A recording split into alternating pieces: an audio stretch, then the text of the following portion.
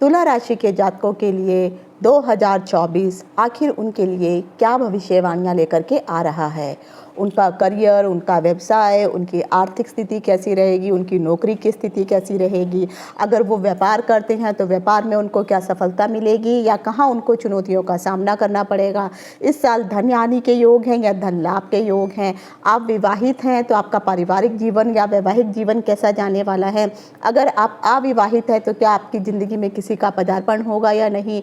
इस साल आपके का विवाह होगा या नहीं। अगर आप विद्यार्थी हैं तो विद्यार्थियों के लिए ये आने वाला अगला साल कैसे रहने वाला है। अगर आप विदेश में पढ़ने जाना चाहते हैं, विदेश में नौकरी करना चाहते हैं तो क्या इस साल आपको इस चीज़ के मौके प्राप्त होने वाले हैं। ग्रहों की स्थिति आखिर आपके फेवर में कितनी आ रही है और कितनी नहीं, इन सभी चीज़ों की जानकारी लेकर के मैं डिम्पल शांडिल्या ज्योतिष तथा ज्ञान सागर के माध्यम से अपने सभी नए और पुराने दर्शकों का हार्दिक स्वागत करती हूँ। नमस्कार। तेरे जाप के बिना चले ये सांस किस तरह। मेरा कर्म तू ही जाने, क्या बुरा है क्या भला।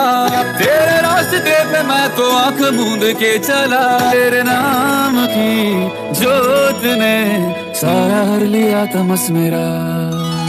नमो नमो शंकरा भोलेनाथ शंकरा, जय त्रिलोकनाथ शंभो हे शिवाय शंकरा। ज्योतिष में श्रद्धा, आस्था और विश्वास रखने वाले सभी दर्शकों का मेरे इस YouTube चैनल ज्योतिष तथा ज्ञान सागर में आप सबका हार्दिक स्वागत है। तुला राशि के सभी जातकों को मेरी ओर से नव वर्ष की हार्दिक शुभकामनाएं।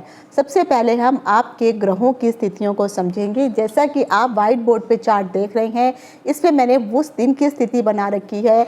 चार्ट बना हुआ है जिस दिन हम नव वर्ष में यानी 31 दिसंबर को हम नए साल में प्रवेश करने जा रहे हैं मध्य रात्रि का। तो तुला राशि के जातकों की ग्रहों की स्थिति क्या कह रही है। अगर ये चार्ट के अनुसार अगर हम देखेंगे तो आपके लिए केतु जो है वो द्वादश भाव में बैठे हुए हैं और राहु जो है आपके छठे भाव में बैठे हुए हैं।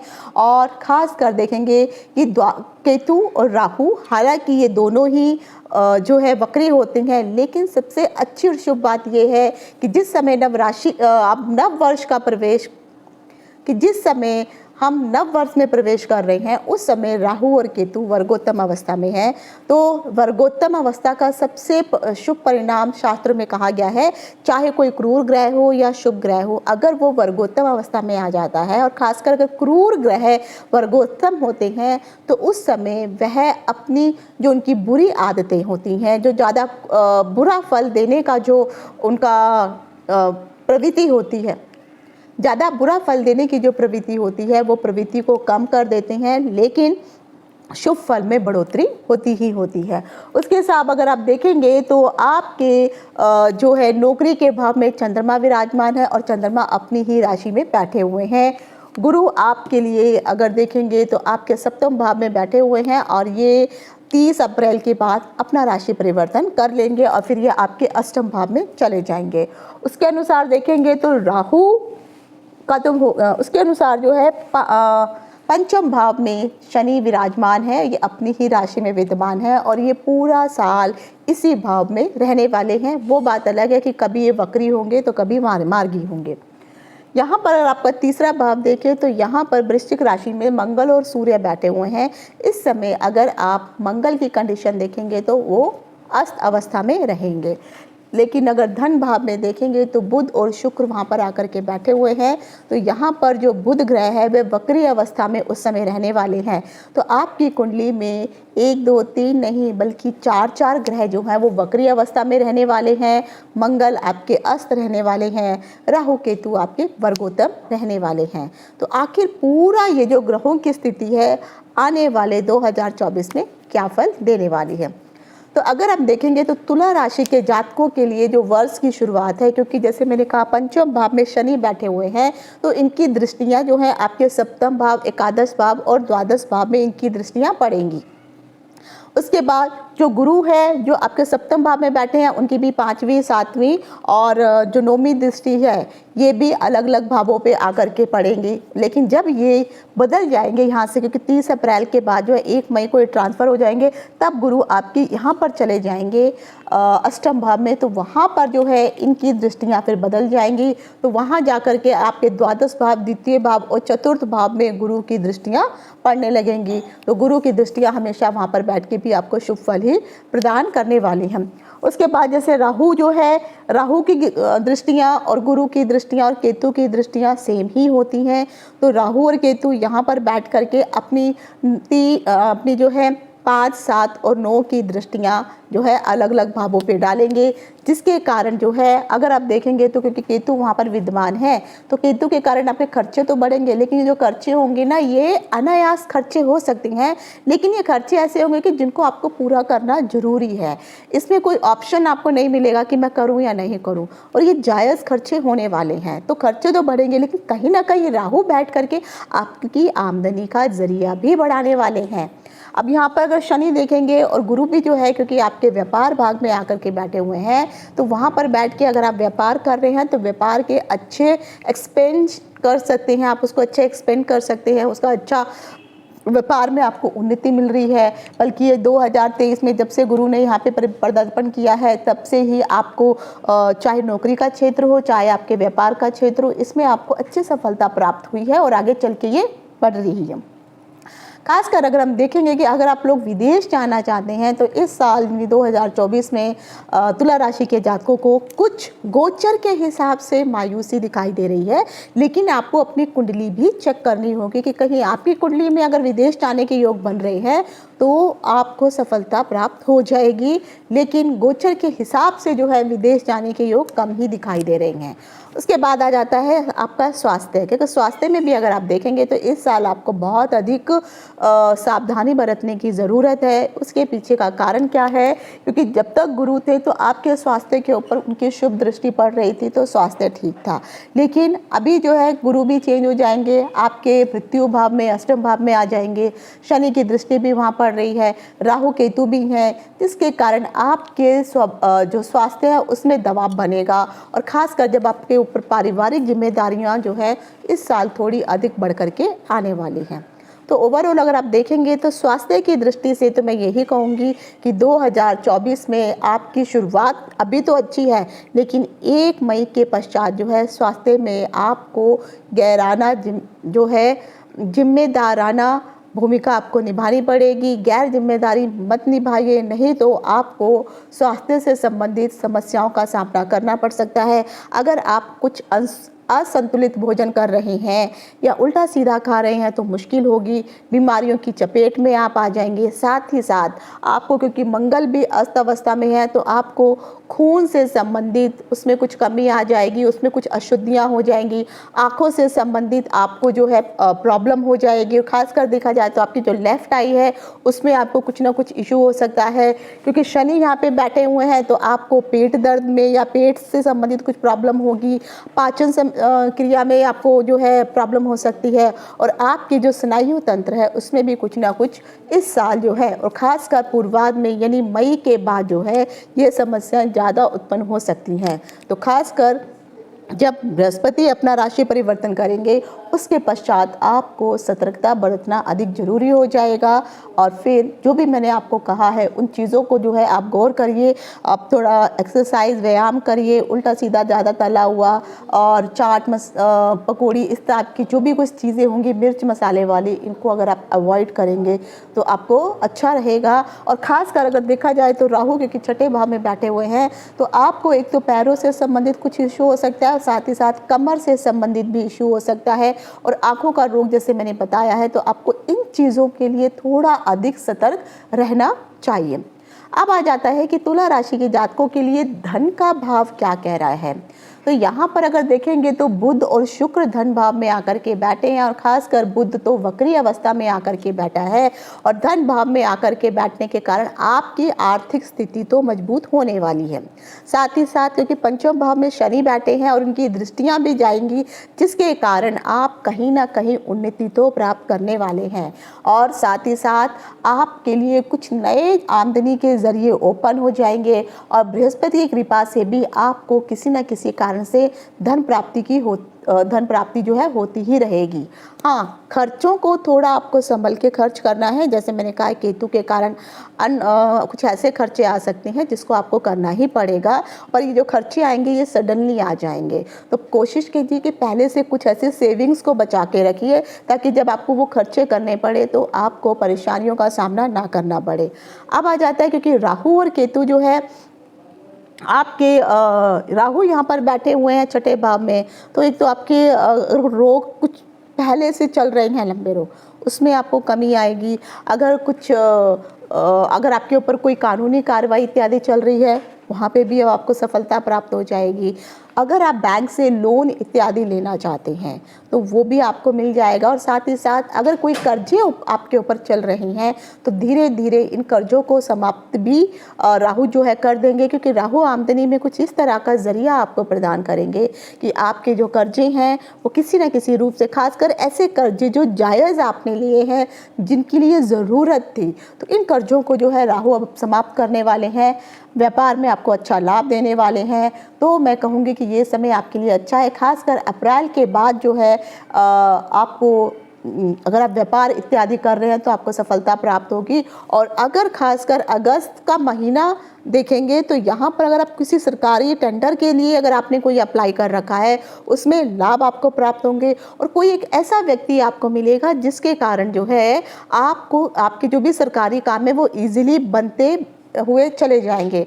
अगर उस व्यक्ति की अगर मैं हील डोल बताऊं तो आप कह सकते हैं कि उसकी जो आंखें होंगी वो थोड़ी बिल्ली के जैसे आंखें होंगी, रंग उसका साफ होगा, और जो उसका सर में थोड़े बाल कम होंगे। तो इस टाइप का अगर कोई व्यक्ति है और अगर आपकी ज़िंदगी में वो आया है और वो सरकारी काम करने या सरकार के साथ किसी प्रकार का कोई लिंक है, तो ऐसे व्यक्ति के साथ मैं कहूँगी आप बना के रखिए, उसके साथ संपर्क हमेशा बना के रखिए। ये आपके व्यापार में बहुत अधिक लाभ पहुंचाने वाले हैं। और ख़ास कर मैं कहूँगी कि अगर आप निवेश करने के लिए सोच रहे हैं तो शॉर्ट टर्म का कुछ जो है आप जैसे शेयर बाज़ार हो गया, जुआ हो गया, लॉटरी हो गया, इस टाइप में आप कोई निवेश करने के लिए मत सोचिए। आप लॉन्ग टर्म में अगर आप निवेश करते हैं तो आपके लिए बहुत अच्छा रहेगा। और ख़ासकर ऐसी चीज़ों में निवेश कीजिए जिसमें आपको दीर्घ अवधि में निवेश करने से फ़ायदा हो। साथ ही साथ जनवरी, अप्रैल, अगस्त और सितंबर का और अक्टूबर का जो महीना है, ये जो समय है निवेश के लिए अच्छे रहने वाले हैं। पर कोशिश कीजिए किसी ऐसे व्यक्ति से कंसल्ट करिए जिसको फाइनेंस की नॉलेज हो, और फिर आप उस चीज़ में निवेश करिए, आपको फ़ायदा अवश्य होने वाला है। अब आ जाते हैं तुला राशि के जातकों के लिए। यहाँ पर हम देखते हैं कि आपके भाई बहनों के लिए और आपके लिए कैसा रहने वाला है। तो भाई बहनों के हिसाब से अगर मैं देखूंगी तो अब तक अगर आपके भाई बहनों के साथ कोई लड़ाई झगड़ा या मनमुटाव चल रहा था तो अब वो धीरे धीरे समाप्त हो जाएगा। भाई बहन आपके, खासकर छोटे भाई और छोटी बहनें जो होंगी वो आपको मदद करने वाली होंगी। आपको जो है इस साल उनसे कुछ ना कुछ जो है सहयोग प्राप्त होने वाला है। अगर आप किसी चीज़ में, अगर आपने अभी तक किसी चीज़ में आपको सफलता प्राप्त नहीं हुई है तो अब ये समय है कि आपको मान मर्यादा, रिस्पेक्ट इसमें आप मिलने वाली है। रुतबा आपका बढ़ने वाला है, बाहुबल आपका बढ़ने वाला है, और समाज में आप रिकग्नाइज होने वाले हैं। किसी चीज़ को कुछ करने की सोच रहे हैं तो उसमें आपको सफलता अवश्य प्राप्त होने वाली है। तो 2023 में भाई बहनों का साथ यहाँ पर अच्छा दिखाई दे रहा है। अगर उसके बाद हम देखते हैं कि चतुर्थ भाव आपका क्या कहता है, तो चतुर्थ भाव में आपका सुख देखा जाएगा, आपकी माता के बारे में देखा जाएगा, आपका घर देखा जाएगा, और अगर आप कोई गाड़ी, वाहन इत्यादि या प्रॉपर्टी वगैरह लेना चाहते हैं तो ये समय कैसा रहने वाला है। तो खासकर अगर आप कोई वाहन खरीदना चाहते हैं तो उसके लिए अभी इतनी जल्दी मत मचाइए, लेकिन पूर्वार्ध का समय जो रहेगा, आधा मतलब ये 5-6 महीने जो है निकल जाएंगे, उस समय अगर आप गाड़ी इत्यादि लेने का सोच रहे हैं तो ये बहुत अच्छा रहेगा, क्योंकि गुरु भी बदल जाएंगे और गुरु की दृष्टि यहाँ पर पड़ेगी। बैंक से लोन लेना आपके लिए इजी हो जाएगा। और ख़ासकर फरवरी से मार्च और जुलाई से दिसंबर का जो महीना है ये आपके लिए बहुत अच्छा रहने वाला है। तो कोशिश करिए उस समय आप बैंक लोन के लिए अप्लाई करेंगे और गाड़ी खरीदने के लिए सोचेंगे तो ये अच्छा समय रहेगा, आप गाड़ी खरीद सकते हैं। लेकिन अगर आप संपत्ति इत्यादि खरीदने के बारे में सोच रहे हैं तो फरवरी, अप्रैल, अक्टूबर और नवंबर नवंबर का जो समय है ये संपत्ति खरीदने के लिए भी बहुत अच्छा रहने वाला है। और अगर आप संपत्ति में, प्रॉपर्टी में निवेश करना चाहते हैं तो मैं तो कोशिश कहूँगी कि आप जो है खाली प्लॉट ना खरीदें। अगर आप बना बनाया घर अगर आपको मिल रहा है तो वो आपके लिए बहुत अच्छा रहने वाला है। तो प्लॉट के बजाय आप बना हुआ घर खरीदेंगे तो आपके लिए बहुत ही शुभ रहने वाला है और निवेश के हिसाब से भी वो बहुत अच्छा रहेगा। आगे चल के आपके लिए वो प्रॉपर्टी लाभकारी ही सिद्ध होने वाली है।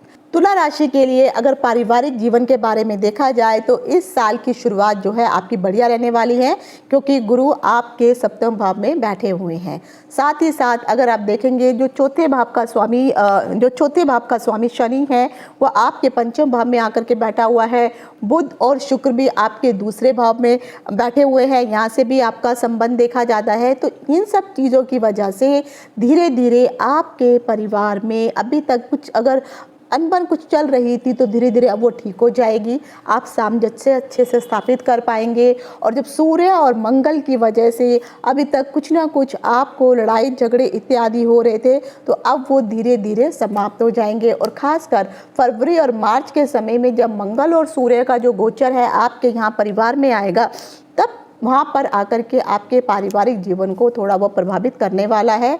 उस समय आपको, क्योंकि मंगल भी अग्निकारक ग्रह है, सूर्य भी अग्निकारक ग्रह है, तो आपके परिवार के सदस्यों में कुछ ना कुछ जो है अग्नि से संबंधित, क्रोध से संबंधित उनका मन जो है क्रोधित रहेगा। तो कुछ इस तरह से होगा कि लड़ाई इत्यादि झगड़े हो सकते हैं। लेकिन जब वो 1-1.5 महीने के बाद अपना राशि परिवर्तन करेंगे तो फिर बाद में ये सब जो परिस्थितियाँ बनी हुई थी ये धीरे धीरे समाप्त हो जाएंगी और मई के बाद आपकी स्थिति पहले से अच्छी होनी शुरू हो जाएगी। फिर आपके जो परिवारजनों का सहयोग है आपको प्राप्त होने लगेगा, आपको कामयाबी भी मिलेगी। जैसे मैंने कहा कि जो छोटे भाई बहन हैं जिनके साथ मनमुटाव चल रहा था, धीरे धीरे अब वो फिर आपकी बातों को समझेंगे, आपकी बातों को सुनेंगे, व्यापार में आपकी हेल्प करेंगे और फिर परिवार का जो माहौल अभी तक जो गड़बड़ा रहा था अब वो धीरे धीरे संतुलन में आ जाएगा और ठीक हो जाएगा और यहाँ से आपका जो है जीवन फिर सुख में चलने लगेगा। अब आ जाता है कि अगर पंचम भाव से देखें तो जितने भी स्टूडेंट हैं, क्योंकि यहाँ से आपकी हायर एजुकेशन देखी जाती है, यहाँ से आपका प्रेम देखा जाता है, इस भाव से आपके बच्चे देखे जाते हैं, उनकी आगे चल के उनको किस तरह के रहेंगे, उनकी पढ़ाई कैसे रहने वाली है। अगर आपके बच्चे शादी लायक हैं तो क्या उनका इस साल विवाह के कुछ योग बनेंगे या नहीं बनेंगे, वो हम पंचम भाव से देखेंगे। तो सबसे पहले तो मैं विद्यार्थियों के लिए कहूँगी कि जिन भी जातकों की राशि तुला है उनके लिए ये समय थोड़ा कठिनाई बड़ा मुश्किल वाला रहने वाला है, क्योंकि यहाँ पर शनि बैठे हुए हैं तो आपको थोड़ा एकाग्रता में ध्यान भंग होगा और साथ ही साथ जब अन्य ग्रहों की दृष्टियाँ भी पड़ेंगी तो पढ़ाई में थोड़ा मन कम लगेगा, चुनौती भरा रहने वाला है। कोशिश करिए अपने मन को यहाँ वहाँ भटकाने की बजाय आप मन को स्थिर करके एकाग्र होकर के पढ़ाई पे ध्यान देंगे तो अच्छा है। खासकर मार्च और मई तथा अक्टूबर के महीने ज़्यादा ही चुनौतीपूर्ण रहने वाले हैं और जो लोग 10th और 12th में पढ़ते हैं तो मार्च के समय में उनके फाइनल एग्ज़ाम होते हैं, बोर्ड के एग्ज़ाम होते हैं, तो उन लोगों के लिए मैं कहूँगी कि आप के लिए थोड़ा क्रिटिकल समय रहने वाला है। तो अगर आप 4-5 घंटे पढ़ाई कर रहे थे तो अब 7-8 घंटे पढ़ाई करिए, नहीं तो फिर आगे आपके मार्क्स कम आ सकते हैं।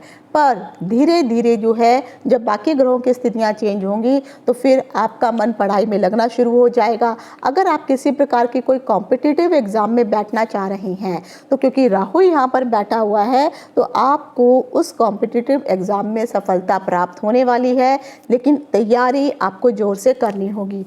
राहु यहाँ पर बैठ करके कुछ इस तरह से होगा कि वो जो परिणाम है वो आपके पक्ष में ही रहने वाले हैं। आपका ये जो लोग उच्च शिक्षा ग्रहण करने के लिए सोच रहे हैं उनके लिए भी यह समय अच्छा है, आप किसी अच्छे कॉलेज में एडमिशन प्राप्त कर सकते हैं।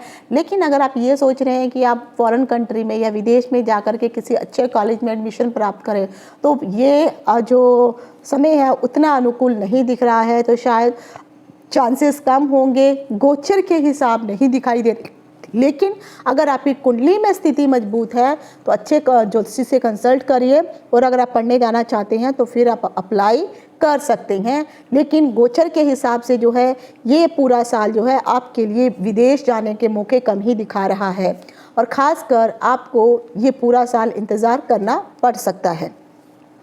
अब आ जाता है कि जो भी तुला राशि के जातक हैं वो ऑलरेडी विवाहित हैं और अगर उनके पास संतान के योग के जो थे प्राप्ति के जो योग हैं अभी तक जिनको नहीं हुए हैं, अब धीरे धीरे उनके यहाँ भी संतान की प्राप्ति के योग बनेंगे।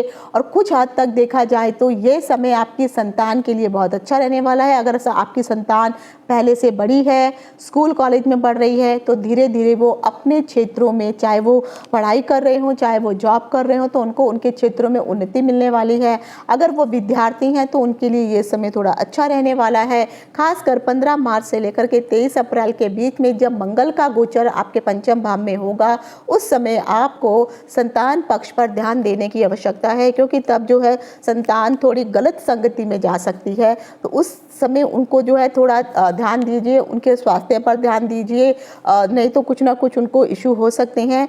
और जितने भी विद्यार्थी हैं, जो बच्चे पढ़ रहे हैं, उनके लिए ये समय खुद को आजमाने का है। तो कोशिश करिए पढ़ाई में, अगर आप थोड़ा भी मेहनत करेंगे तो कहीं ना कहीं आपको राहु उस पढ़ाई में सफलता प्रदान करने वाला है और आपको शिक्षा से संबंधित अच्छे परिणाम मिलने वाले हैं।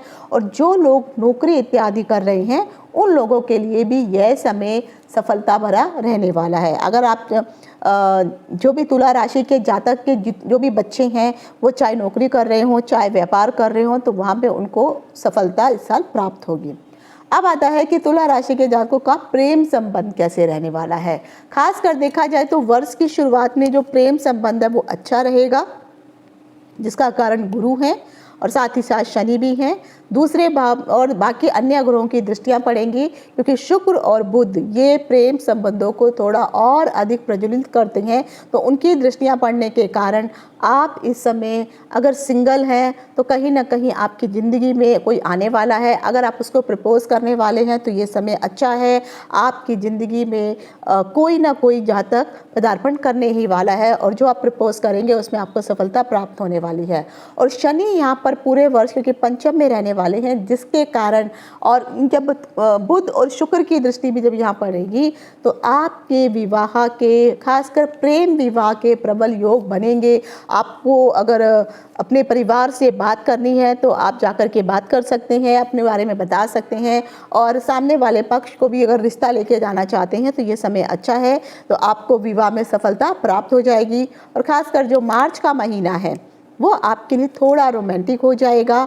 इस समय रिश्तों को लेकर की जो जिम्मेदारियां होंगी वो आपको बहुत ही संजीदगी से जो है निभानी होंगी। जुलाई और अक्टूबर का जो समय होगा वो आपके प्रेम भरे रिश्तों को थोड़ा और अधिक बढ़ाने वाला है, लेकिन अप्रैल से लेकर के बाद का जो अगस्त का जो समय रहेगा उसके लिए थोड़ा आपको जो है संभल के चलने की ज़रूरत है, क्योंकि फिर आपके रिश्तों में कुछ थोड़ी कड़वाहट आ सकती है, खटास आ सकती है।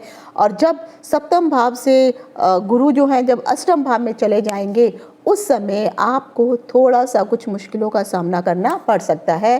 पर कोशिश यही करिए कि धीरे धीरे जो आपका मन है उसको शांत रखिए। जीवन साथी के प्रति आप थोड़ा समर्पित रहिए। अगर आपका विवाह की बात चल रही है तो अच्छी बुरी सब चीज़ों को सोच समझ करके ही आगे बात करने की कोशिश करिए और कोशिश करके देखिए कि क्या आप इस लायक हैं कि आप उन जिम्मेदारियों को निभा पाएंगे।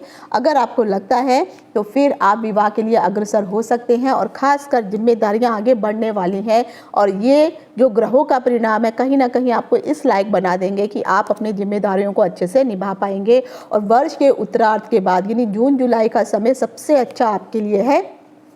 उस समय जो है आपके ऊपर जो भी जिम्मेदारियां हैं उनको निभा पाएंगे।